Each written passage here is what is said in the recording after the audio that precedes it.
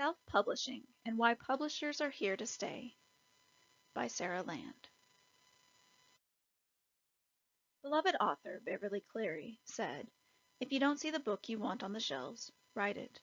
And according to Publishing Research Quarterly, 80% of people believe they have a book in them. I was one of them.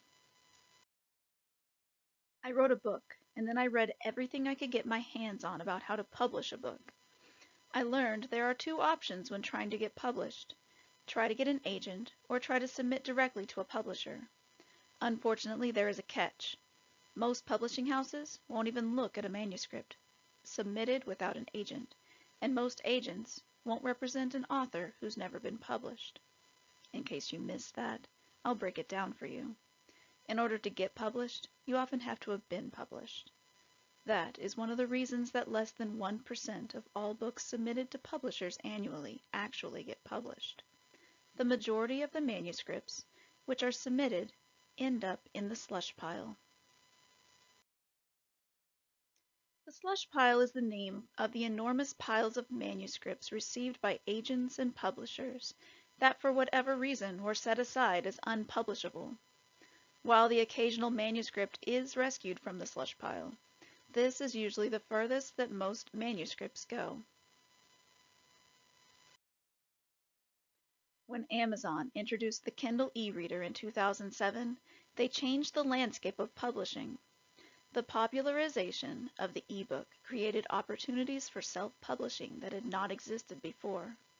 Suddenly, Amazon and other e-book providers were offering aspiring authors a no-cost, low-risk way to get their foot in the door of the publishing world. While the original options for publishing, obtaining an agent or publishing directly, usually ended in rejection, this third option, the e-book, always ended with a published book. After many rejections from agents and publishers, I chose to publish through Amazon's Kindle Direct Publishing. It was fast and simple, and despite being rejected by traditional publishers, I was soon selling copies of my book and getting reviews from fans. After experiencing self-publishing myself, I was not surprised to learn that self-publishing has become a $1 billion industry. Unfortunately, publishing my book electronically was not as glamorous as I had dreamed.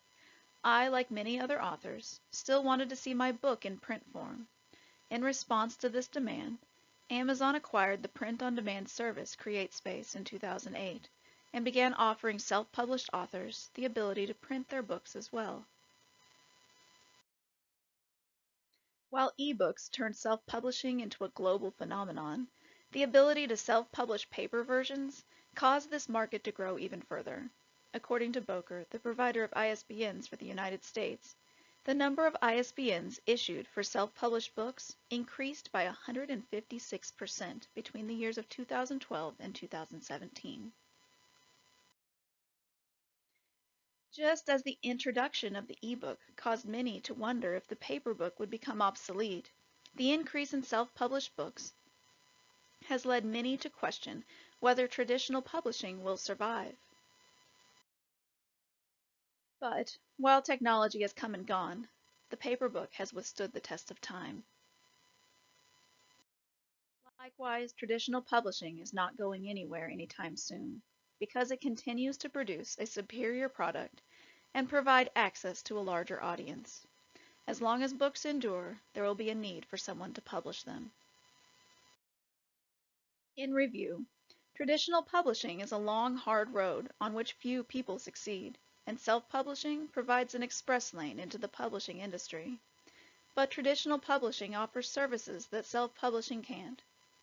Author Elizabeth Cobb Hoffman described the difference between self-publishing and traditional publishing as the difference between crashing the party at the castle and arriving in a coach made by one's fairy godmother. Self-publishing is not replacing traditional publishing any more than the e-book replaced books made of paper and ink. Self-publishing simply offers authors another choice when it comes to publishing their book. Are there any questions?